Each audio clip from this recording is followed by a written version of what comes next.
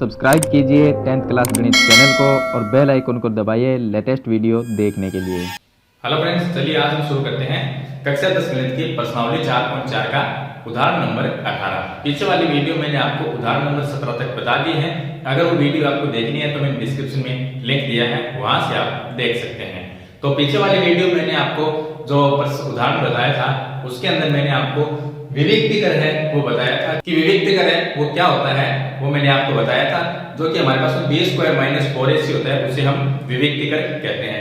तो इस जो प्रश्न है ये उदाहरण नंबर 18, इसमें भी हमें एक द्विघात समीकरण दी गई है और आगे लिखा है कि इसका विविक्तिकर ज्ञात करना है और यहाँ पर मूलों की जो प्रकृति है वो भी हमें ज्ञात करनी है और इसके साथ में अगर ये मूल वास्तविक है तो उन मूलों को भी हमें ज्ञात करना है। तो चलिए हम शुरू करते हैं उदाहरण नंबर 18।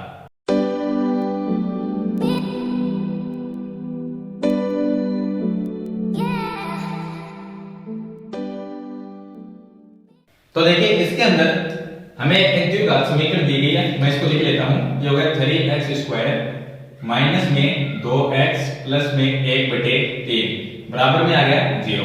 अब ये एक द्विघात समीकरण है, इसमें हम विविक्तिकर ज्ञात करेंगे।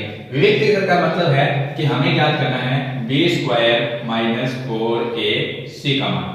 b स्क्वायर माइनस 4ac का मान ज्ञात करने के लिए इसके अंदर a b c है तो हमें a b c का मान पहले ज्ञात करना होगा। वो हम द्विघात समीकरण से a b c का मान ज्ञात करेंगे। मैं आपको बता चुका हूं कि a का मान क्या होता है। a का मान यहाँ पर 3 हो जाएगा और जो b है उसका मान यहाँ पर 2 माइनस में 2 हो जाएगा और c का मान हो जाएगा 1/3। ये हमारे पास में a b c का मान आ गया है।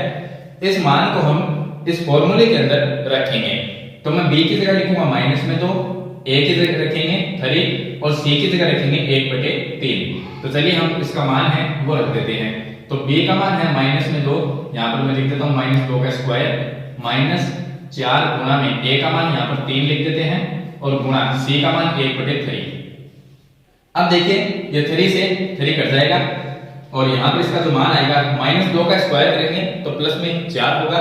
मैं यहाँ पर 4 लिख देता हूँ और माइनस यहाँ पर गया 4 को 1 से गुणा किया तो 4 आया। अब 4 माइनस 4 करेंगे तो क्या आया 0। अब यहाँ पर जो 0 है इससे हम मूलों की प्रकृति जो है वो ज्ञात करेंगे। तो अगर b स्क्वायर माइनस 4ac का मान या तो 0 से बड़ा होता है या 0 के बराबर होता है और या 0 से छोटा होता है।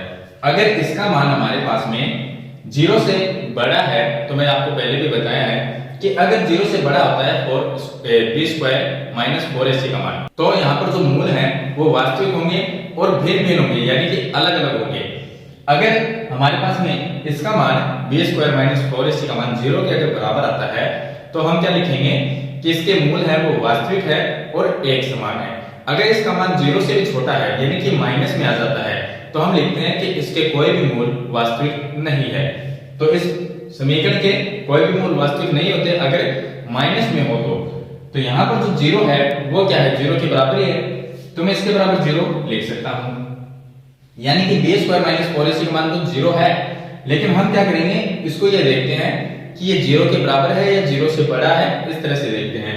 तो यहाँ पर मैं लिख सकता हूँ कि b स्क्वायर माइनस 4ac का जो मान है वो 0 के बराबर है, यानी कि इसका मान 0 है और 0 के बराबर है। तो यहाँ पर हम ये लिखते हैं। अब इसके मूलों की प्रकृति की बात करें तो इसके मूलों की प्रकृति क्या होगी, वास्तविक होगी और एक समान होगी। तो हम क्या लिखेंगे, मूल वास्तविक है, वास्तविक और समान है। तो इसके जो मूल है वो वास्तविक होंगे और एक समान होंगे, एक जैसे होंगे। चलिए अब अगर इसके वास्तविक और समान है तो इसको हम आगे सरल करेंगे। अगर इसका मान 0 से छोटा होता, b स्क्वायर माइनस 4ac का मान हमने निकाला है जो 0 आया है, अगर मान लीजिए माइनस में होता, माइनस 2 माइनस 1 माइनस में कुछ भी होता, तो हम क्या लिखते हैं यहाँ पर कि इस द्विघात समीकरण के कोई भी मूल वास्तविक नहीं है और इसको हम आगे सरल भी नहीं करते। तो अब हमें इसको सरल करना पड़ेगा। सरल करने के लिए हम x बराबर लिखते हैं माइनस b, जो द्विघाती हमारा फॉर्मूला है। उसके बाद देखेंगे plus minus under root b square minus 4ac और इसके बट्टे में लिखते हैं 2a, ये लिखेंगे। तो x बराबर फिर से लिखेंगे x बराबर, अब यहाँ पर माइनस है, b का मान क्या है हम यहाँ से लिख लेंगे -2 है। तो मैं लिख देता हूँ -2 plus minus under root B square minus 4ac का जो मान है वो हमने यहाँ से ज्ञात किया था, 0 आया था, तो मैं इसमें 0 ही लिख देता हूँ और इसके बट्टे में हम लिख देंगे 2 गुना a का जो मान है वो हम यहाँ से लिखेंगे 3, तो ये आ गया 3। आगे इसको सरल कर लेते हैं, x बराबर ये हो गया प्लस में 2 और प्लस माइनस 0 होगा, 0 का रूट निकालेंगे, 0 आ गया और इसके बट्टे में हम 3 दूनी 6 लिख देते हैं। अब जो ये हमारे पास में x का मान है इसको हम एक बार प्लस में लिखते हैं और एक बार माइनस में लिखते हैं। तो चलिए मैं इसको अगर प्लस में लिखता हूँ, x बराबर 2 प्लस 0 बटे 6 लिखता हूँ और दूसरी साइड में हमें लिखना है x बराबर 2 माइनस 0 बटे 6। इस तरह से हम लिखेंगे क्योंकि बीच में इसके चिन्ह एक बार प्लस और एक बार माइनस है, तो इसलिए हम एक बार प्लस में लिखते हैं और एक बार माइनस में लिखते हैं। इसको हम सरल करेंगे तो 2 प्लस 0 क्या होगा 2 और बट्टे में इसके 6 आ जाएगा, तो x बराबर इसमें हम 2 का भाग दे सकते हैं दोनों में, तो ये आ जाएगा 1 बटे 3। इसी तरह से यहाँ पर हम सरल करते हैं तो ये आएगा x बराबर 2 माइनस 0 का मतलब हो गया 2 और बटे 6, तो ये भी x बराबर आएगा 1 बटे 3। तो यहाँ पर जो मूल होंगे द्विघात समीकरण के वो 1 बटे 3 और 1 बटे 3 2 बार आएंगे, यानी कि हमने यहाँ पर लिखा था कि इसके मूल वास्तविक है और एक समान है, तो यहाँ पर ये वास्तविक और एक समान का मतलब एक जैसे, तो यहाँ पर 1 बटे 3 और 1 बटे 3 समीकरण के मूल होंगे, तो हम चलिए यहाँ पर लिख देते हैं इसके मूल होंगे 1 बटे 3 1 बटे 3। तो इस तरह से हम द्विघात समीकरण के जो मूल है वो हम ज्ञात करते हैं।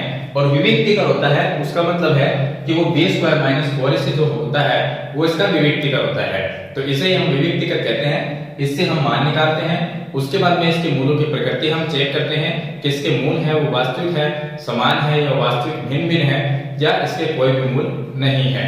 उसके बाद ही हम यहाँ पर द्विघाती फॉर्मूला लगाते हैं और समीकरण के जो मूल हैं वो ज्ञात करते हैं। तो इस तरह से हम उदाहरण नंबर 18 को सरल करेंगे। ये लास्ट इसका उदाहरण है, उदाहरण नंबर 18 मैंने आपको कंप्लीट बता दिया है। वीडियो अच्छे लगे तो लाइक और शेयर जरूर कर देना, इस चैनल पे नहीं है तो सब्सक्राइब करना। हम मिलते हैं इसकी नेक्स्ट वीडियो में, तब तक के लिए थैंक यू।